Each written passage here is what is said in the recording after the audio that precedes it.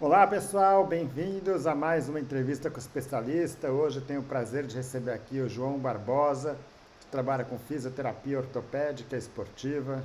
Tivemos aí um bom trabalho juntos no grupo de medicina de ortopedia esportiva na Santa Casa de São Paulo. E agora o João está aí no consultório, bastante com esse foco esportivo também, né, com a clínica Somos. Então, primeiro, João, bem-vindo e obrigado aí pela disponibilidade. João, que é isso, um prazer estar aqui mais uma vez com você para elucidar aí todas essas dúvidas do nosso dia a dia aí com a fisioterapia. Obrigado pelo convite, é sempre um prazer estar junto de você. Tamo junto. Ótimo. A ideia hoje é conversar um pouco sobre a eletroterapia, né, que é um tema que tem bastante, vamos dizer, dúvidas, confusões e até controvérsias aí, né? Então, a primeira coisa que eu queria que você me falasse, João, é o que é a eletroterapia? Perfeito. Então, todo recurso de eletroterapia é um recurso que utiliza os efeitos físicos de uma corrente elétrica sobre um tecido biológico. Então, qualquer aparelho que nós utilizemos que tenha a administração de uma corrente elétrica para um tecido biológico é considerado um recurso de eletroterapia.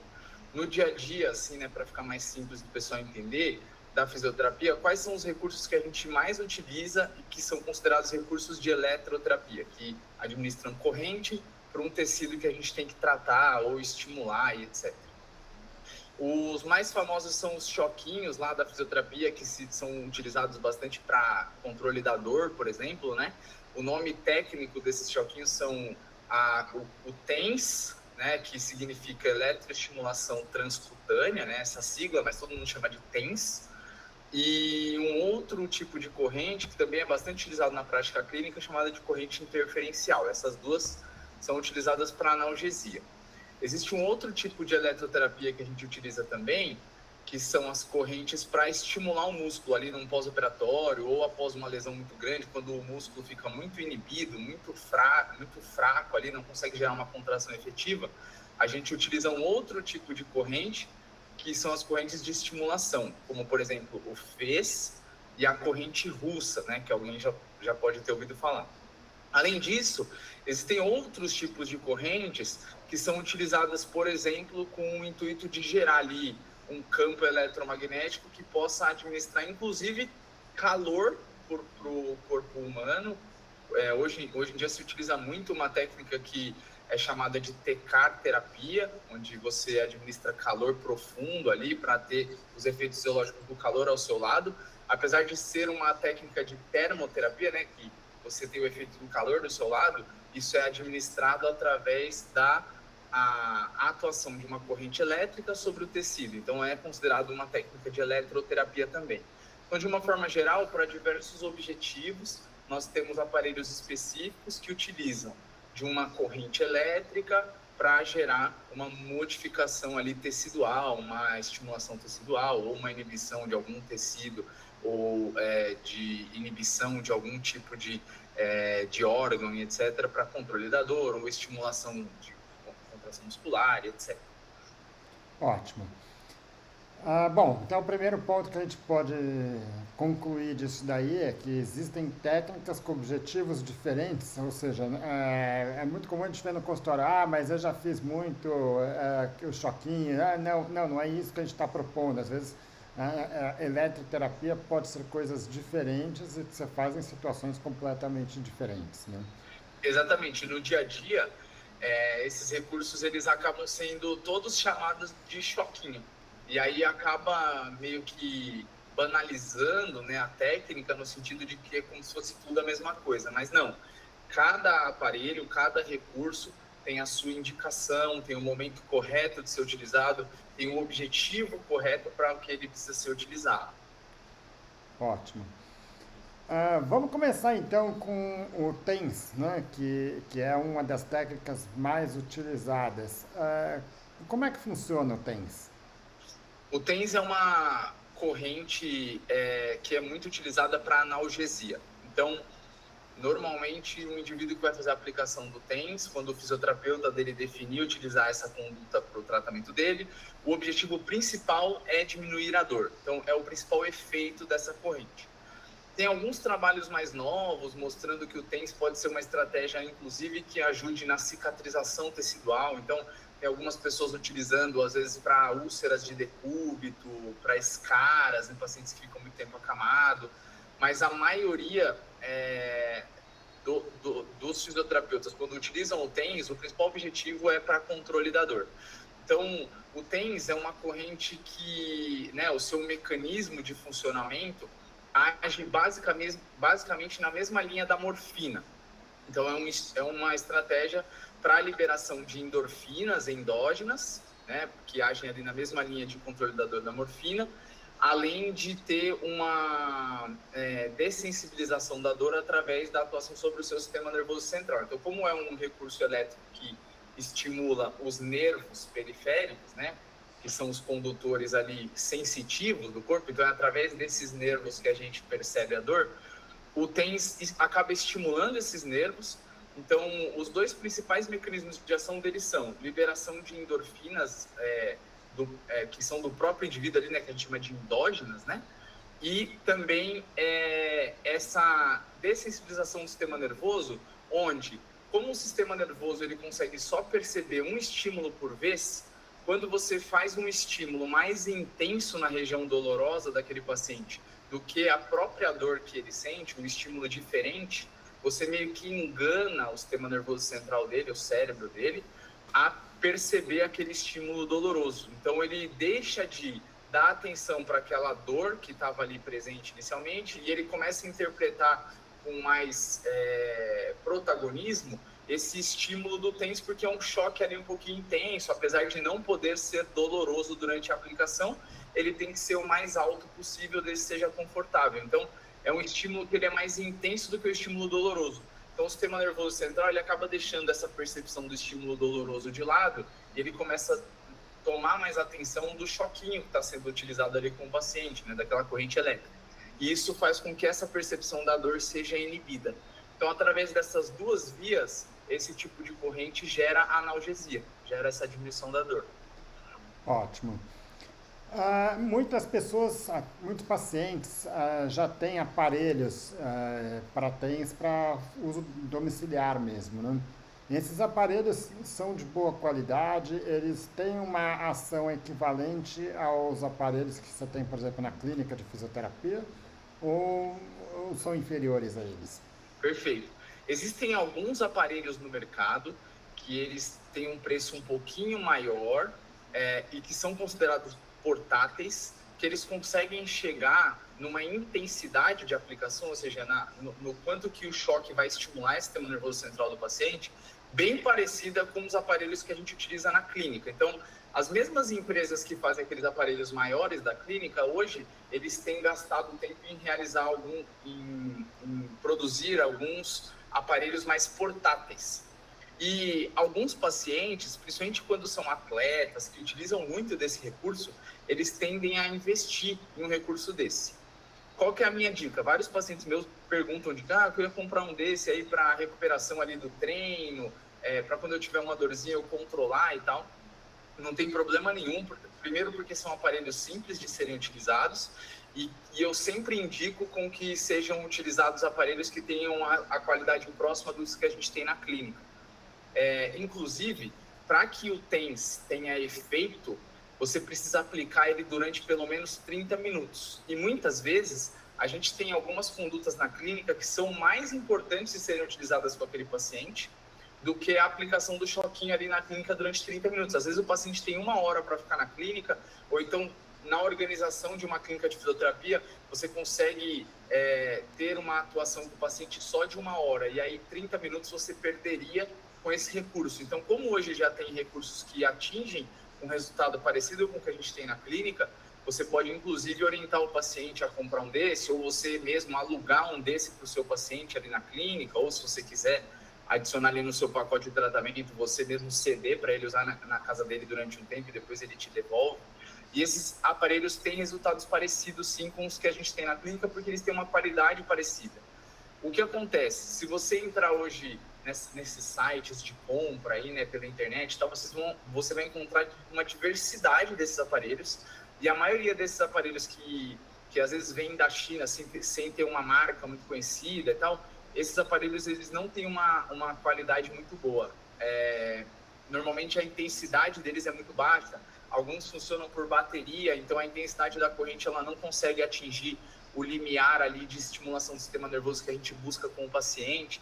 Então, assim, qual que é a minha dica? Não tem problema nenhum o paciente adquirir um aparelho desse, dependendo da queixa dele, da condição dele, se for bem orientado o uso por um fisioterapeuta e tal, ele vai encontrar resultados, só que sempre pedir dica para o seu fisioterapeuta qual que é o aparelho que deve ser comprado, porque se você comprar um desses que não tem intensidade muito boa, o seu resultado terapêutico vai ser muito ruim, ou você vai gastar dinheiro à toa. Ótimo. E uma outra coisa que eu queria enfatizar, você falou, mas acho que é importante enfatizar, é de fato que ele precisa ter um tempo mais prolongado de uso. A gente fala em 30 minutos pelo menos, né? Infelizmente, muitas clínicas de fisioterapia têm recursos limitados ou, mais do que tudo, recursos humanos limitados. Então, tem ali 6, 7 pacientes para atender. Uma forma muito utilizada é esses aparelhos, né? Porque você liga ali, deixa o paciente lá, depois dá 5 minutinhos de algum exercício e pronto. E aí, muito do que as pessoas relatam como um resultado insatisfatório vem disso, né? Vem de uma técnica mal aplicada e que muitas vezes não é o recurso que é ruim, mas a forma e os objetivos dele não é o que o paciente precisa naquele momento, né? Exatamente isso. Nas minhas aulas de eletroterapia, eu sempre falo isso para os fisioterapeutas que estão tendo aula comigo, né? Para educar eles com relação a isso. Esses recursos, todos que a gente vai discutir aqui, de eletroterapia, são recursos adjuvantes à terapia. Então, eles nunca são a conduta principal. A fisioterapia é uma profissão do movimento. Então, normalmente, durante uma sessão de tratamento, a sua prioridade sempre vai ser administrar movimento para o paciente, exercício, para restaurar alguma funcionalidade, restaurar alguma capacidade que ele está precisando naquele momento, desde os níveis mais básicos até níveis mais complexos. E esses recursos, eles são efetivos para o que eles se propõem a fazer. A gente tem embasamento científico para isso. Por exemplo, o TENS é um recurso efetivo para controle da dor. Só que são recursos que não vão resolver o problema, a causa do problema do paciente. Eles vão resolver um sintoma, eles vão controlar um sintoma. Então, eles têm que ser recursos que são utilizados de forma adjuvante para que você consiga alcançar um objetivo. Por exemplo, eu quero fazer um exercício com o meu paciente que tem dor lombar, de extensão do tronco naquela sessão. Só que ele chegou com muito incômodo na lombar. Então, eu posso, por exemplo, aplicar um recurso desse antes, dou uma modulada na dor dele e depois eu aciono o exercício ali que eu tinha como objetivo naquela sessão principal, que é o que realmente vai dar essa condição muscular para ele, que vai dar essa restauração funcional. Então, eu usei esse recurso como uma estratégia, como uma forma de alcançar o meu objetivo principal com esse paciente, que é expor ele ao movimento. Ótimo. E uma vez que você fez a aplicação do TENS, quanto tempo persiste o efeito dele? Ou seja, é uma coisa imediata ou ele vai persistir após a sessão? Existem duas formas da gente modular a corrente, né? O que seria modular a corrente? Escolher ali a frequência com que ela vai ser aplicada no paciente, a largura que o pulso da corrente, né, que é a forma com que a corrente chega até o tecido do paciente. E essa modulação da frequência, da largura do pulso, ela tem relação direta com o tempo de analgesia. Então, normalmente, quando a gente utiliza frequências menores dessa corrente, largura de pulsos menores, a gente acaba alcançando um estímulo analgésico que ele demora um pouco para acontecer, mas ele tem um tempo mais prolongado de atuação. Então, por exemplo, nesse tipo de aplicação, a gente espera que essa analgesia ela perdure aí por um dia, mas ela não acontece ali tanto de forma imediata. Quando nós utilizamos frequências maiores, normalmente o que acontece é uma analgesia um pouco mais rápida, imediata, mas que não perdura ali até o próximo dia, até o outro dia. Então, de novo, dependendo do nosso objetivo naquele tratamento, a gente pode utilizar uma estratégia que vai gerar analgesia mais rápida para eu conseguir expor o paciente a um determinado movimento, ou que vai gerar analgesia, inclusive, durante o movimento. Em alguns momentos, a gente usa o TENS em um movimento que o paciente tenha bastante dor para fazer, para conseguir modular essa dor dele. Então, a gente estava até, né, antes da gente entrar aqui ao vivo, a gente estava conversando com o João sobre uma paciente que a gente tem em comum, que ela tem dificuldade em ganhar a extensão do joelho. Num caso desse, como o paciente se sente bastante incômodo para ganhar amplitude, a gente utiliza o TENS durante a manobra de extensão. Então, enquanto a gente está forçando a extensão do joelho do paciente, a gente utiliza o TENS ali atuando para dar essa enganada no sistema nervoso central dela. Então, nesse caso, frequências mais altas são melhores, porque eu vou ter esse estímulo analgésico mais rápido, mas ele tende a não perdurar ao longo do tempo. Quando eu, por exemplo, eu fiz um exercício com o paciente e eu quero que esse estímulo analgésico dure para o dia seguinte. Então, eu fiz um exercício, eu posso colocar o TENS após essa administração do exercício, porque eu acredito que pode deixar ele um pouquinho mais dolorido e tal, e eu posso aplicar o TENS logo após, para que no dia seguinte ele não esteja com aquela percepção da dor tão aguçada, para que eu consiga inibir um pouco esse processo. Então, dá para brincar um pouco com essas diferenças. Ótimo. Bom, acho que em relação ao TENS, acho que está bem elucidado aqui, né? É um dos recursos mais utilizados aí em clínicas de fisioterapia, muitas vezes utilizado de forma errada, mas que, quando bem utilizada, tem um papel que pode ser interessante, não como recurso isolado, mas dentro de um outro programa mais completo, né? Vamos Perfeito. agora partir então para um outro tipo de eletroestimulação, que é uma eletroestimulação mais funcional, né? Inclusive, um dos nomes que se usa para isso é estimulação elétrica funcional.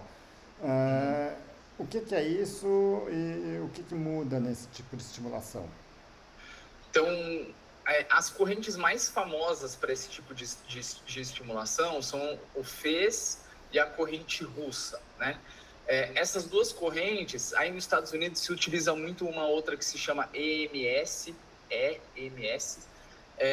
O objetivo dessas correntes que são mais funcionais, né, o próprio nome já diz, é sempre associar a corrente a um exercício, a um movimento. Então, o objetivo dessas correntes normalmente é acordar aquele grupo muscular, é diminuir a inibição daquele grupo muscular. O que é a inibição? Quando uma articulação passa por um trauma, seja uma entorse ou até mesmo um procedimento cirúrgico sobre aquela articulação, os músculos que estão em volta daquela articulação, eles geram o que a gente chama de inibição. É como se a capacidade que o paciente tivesse, através do seu sistema nervoso central, de recrutar, de contrair aquela musculatura, ela não fosse mais efetiva. O paciente não tem mais controle sobre aquela musculatura da forma com que ele tinha antes, né, posteriormente àquele trauma. Então, esse caminho do sistema nervoso central está comprometido nesse paciente a nível muscular. Então, o neurônio que despolariza, né, que contrai aquele músculo, localmente ele já não consegue fazer isso com qualidade.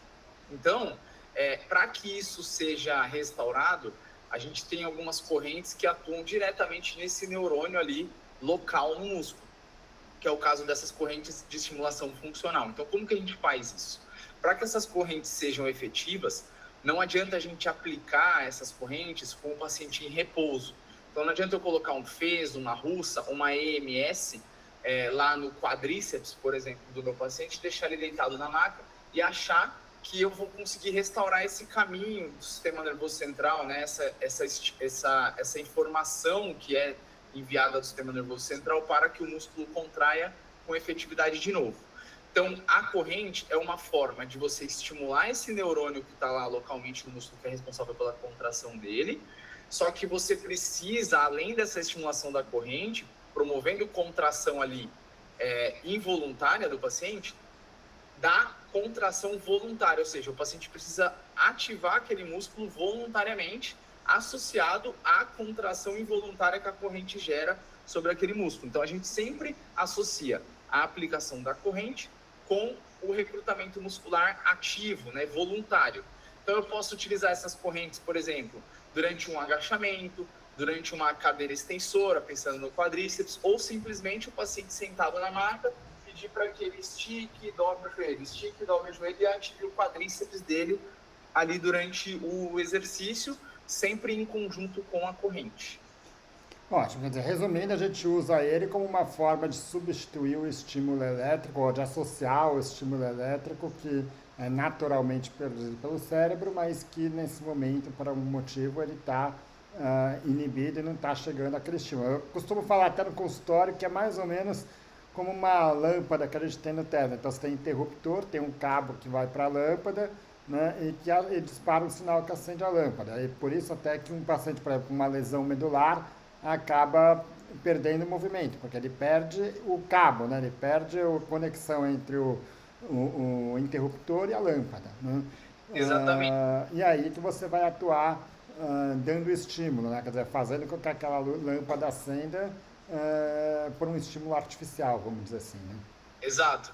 E é interessante a gente discutir isso também, porque se tiver um paciente que teve uma lesão central, por exemplo, a lesão medular, esse recurso não vai ser um recurso efetivo para ele, porque essa corrente, ela precisa desse canal íntegro, desse fio íntegro.